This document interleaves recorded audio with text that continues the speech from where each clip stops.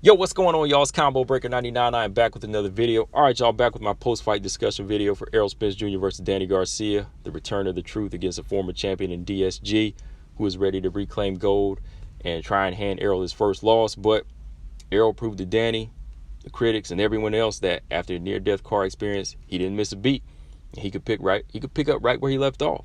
I mean, Spence came in there, looked like the Spence of old, did exactly what I said he would do in my prediction videos. He was able to utilize a nice jab, good pressure, good body attack, and really offset Danny the whole fight. Kept Danny on the back foot a few times and just dominated the fight as a whole. I mean, there were a few rounds here and there where Danny Garcia had his moments, but even then, I felt like Errol had the strength, Errol had the jab, the volume, the angles, the ring generalship, everything in this 12-round fight. You know, everybody felt like Danny Garcia was a devastating puncher, but I broke it down in the video on that, why he wasn't going to hurt Errol Spence. But yeah, man, just going back and looking at round one, Spence, he started off early. He was establishing a good jab right away, pumping it out, touching Danny. He was attacking the body, making Danny back up. And like I said, when you back Danny up, that's when you'll have success. You don't let him get his feet planted. He was touching Danny, and I think Danny was feeling them body shots and that jab because he was really starting to think in the first couple rounds. You know, he was really starting to think. You could see him trying to find another way to get inside or even try to establish the range in the center of the ring. Danny was getting a few body shots of his own, but he was being very cautious early on. Rounds 2 and 3, Spence, he started picking that pace up, using that controlled pressure, just staying busy, you know, touching Danny here and there, hitting him with that jab. And Danny, he never had a chance to really set his feet and counter. You know, Spence was scraping the body with the left hand and just popping the jab right back up to the face, you know, starting to swell that left eye.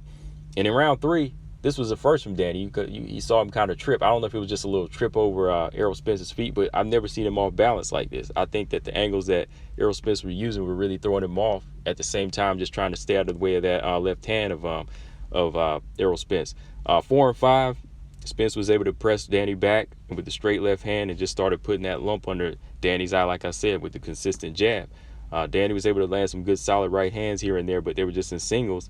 And a couple good right hands that I like where he would double up. He would throw to the head and throw to the body and try to catch Spence as he was backing up. But it still wasn't enough to disrupt Spence's rhythm.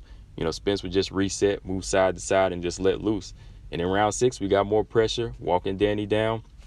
Danny landing here and there, but the double jab of Spence was really controlling in round 6. Controlling Danny, keeping Danny off balance and frustrated. Like I said, in some of these rounds, you could see the frustration in Danny Garcia's eyes. You know, again, Danny landed good single rights here and there, but the left hook, in my opinion, was non-existent. He was never able to get that left hook off. And against the southpaw, the right hook, left hook, the right hand, left hook is a good combination, but he couldn't get it off in this fight. You know, he was just dealing with too much of a mobile boxer who he couldn't time. I couldn't give Danny a single round, man. I couldn't give him a single round in the first half. It was 6-0. I think Larry Hazard gave Danny maybe like 1 or 2 rounds, but I honestly had it 6-0. The second half, round 7, Spence still targeting Danny's body, touching the eye. Danny at this point, I could see the frustration in him. You know, he seemed like he was really disrupted by the jab and the power of Errol Spence, and he was looking for counters, and he was just looking for those single like home run shots. And I can tell just by the way he likes to set his feet and the look in his eye when he just wants to let those big shots go at this point, because he knew that he was getting outworked, and at the same time Errol was too strong. So at this point he was just looking to catch him, and you could really tell because at the 10-second mark of every round, did y'all notice that Danny was just letting his hands go and he was trying for that KO? I think he was starting it like the first half too, but like you could really see down the line, like every time he heard that clap at the 10-second mark, that was the point where he was most dangerous, because then he was just firing and he was really throwing wild shots trying to catch Errol at the end of the round. Round 8 was probably one of the best rounds for Errol Spence. You know, he was walking Danny down, letting his hands go, just leaning on Danny, dogging him out, straight left hands and more body shots. And these were like the hardest shots I think he was hitting Danny with in round 8, really trying to break that will of Danny. 9 and 10, I think Errol took these rounds off. The activity went down. And this is where I feel like Danny controlled the pace. He bagged 2 rounds with his own body shots, some good straight right hands that kind of woke Errol back up and backed Errol up a little bit. And much like Derrick James, I was like, yo, Spence need to stop playing. Don't ever let Danny back into this fight. You know, he was frustrated in the beginning, but you know, 9 and 10 was all he kind of needed to try to get back in that fight. So I was like, yo, don't keep playing around. You know, never let him back into the fight. You never let a guy like Danny Garcia back into the fight. And then once again, at those 10-second marks, he started letting his hands go, trying to hit or trying to go for that home run against Errol Spence. 11-12, Errol, he closed it out nicely. He went back to boxing, picking his shots and landing at the same pace he was early on, just walking Danny down, landing good pressure shots, landing the right hook, landed some nice right hooks, because when them right hooks landed, you could see it really was taking the vision away of Danny's left side of his face. And of course, Danny let his hands go at the 10-second mark, but he didn't get the Hail Mary he wanted.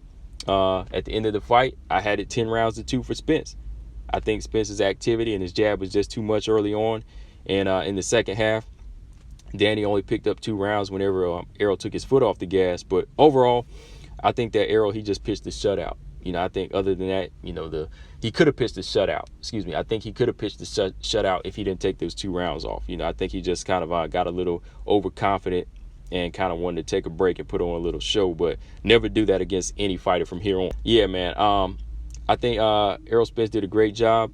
And the crazy thing is, man, I know Danny was swinging for the fences a few times. He was landing some good headshots, but he never really looked into it, man. Like, I think he started to look in over his head after about, I'd say maybe like in round 3 or 4, where I think he could really feel the jab and the strength of Spence. I think that was really bothering him, along with, just being pushed back and not being able to land any counter shots. Because I never seen this look in him. Even when he faced Thurman and Porter, he was always ready and never looked frustrated. And of course he never looked this beat up. He never dealt with a dog like Errol Spence. So now he really got a chance to feel the tools of a guy like Errol Spence and know how good Errol Spence is. Again, man, yeah, like when I go back and look at his fight against Keith Thurman, Danny Garcia was game. Second half, he came back strong, got a second win. But, in this fight, nah, man, like he really did start to kind of show frustration. I think Andrew Garcia, he definitely was telling Danny, you need to pick it up. And I think he knew his son didn't have the game plan or the tools to beat Errol Spence. So, yeah, man, Spence, in my opinion, definitely looked good. Never looked like he was on a layoff. Honestly, it was good to see him in there for 12 rounds and not try to make a statement and go for the knockout. Good to go in there for 12 rounds, just make sure he had his legs, his movement, and his reflexes were good. I mean, his reflexes were on point, because he made Danny miss those wild swinging right hands a few times. He had to pull back, because Danny did swing for the fences a few times, where he let them hands go. He let that right hand go one time. I was like, whoa, that was close, man. But, yeah, man, other than that, good, solid fight. In my opinion, Errol said he wants to return sometime in the summer, but, that's cool. I mean, it could either be against Manny or Bud, in my opinion. Bud just needs to make sure that Bob will set that fight up at this point. Manny needs to decide if he wants Mikey or Errol right now. He really needs to make his mind up, make the choice of his own. You know what I mean? But as for Danny, respect to Danny. I never had him win in this fight. I couldn't even say he had a puncher's chance, really. I said it 3 years ago that when he moved up and took on the stronger, more skilled welterweights, they would be too much for him and they would be able to take his punch. So we'll see, man. We'll see what the talks look like over the next few months.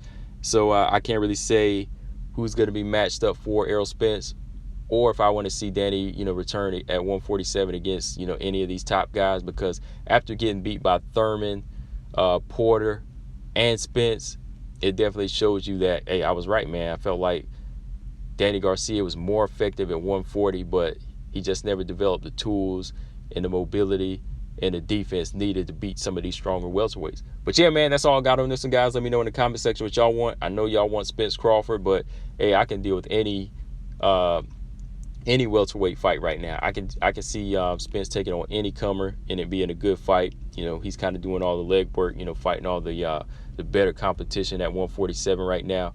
But if the Spence Crawford fight comes in 2021, it's going to come after Crawford gets out of his contract with Top Rank. But yeah, guys, let me know in the comment section what y'all think. Good fight last night. Combo Breaker 99. I'm out. Subscribe. Peace.